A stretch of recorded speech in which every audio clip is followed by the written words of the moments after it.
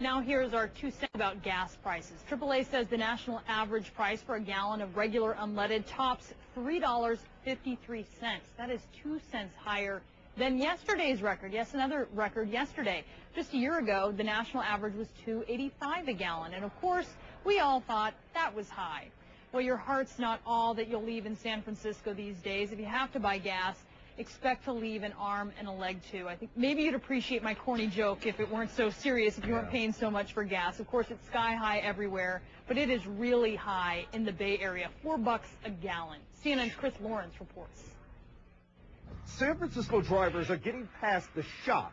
Now they're changing their lives to live with $4 gas. We don't take our expedition out usually.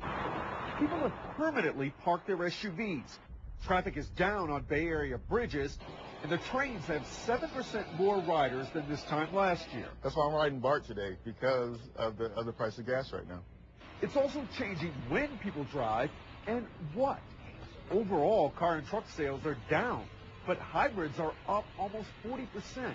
I used to have the luxury of not really even worrying about the price, partly because I got the Prius, but now, $43. Think that's bad? Oh, my God. Wow. Scott Roberts just saw what the guy before him paid to fill up. When's the last time you saw $115 spent on gas? Brutal. Especially for taxi drivers who buy their own gas. When I first started, it was like 2 something. Now every press on the pedal eats into his wallet. Why don't you just raise the rates to make up the difference? Well, that would be a good thing if I could, but unfortunately I have any control. Only the city raised taxi rates to keep customers from getting gouged. But it's killing the cabbies and will probably force Diddy Dennis to quit. It seemed like I'm bringing home almost 60% than what I was when I first started.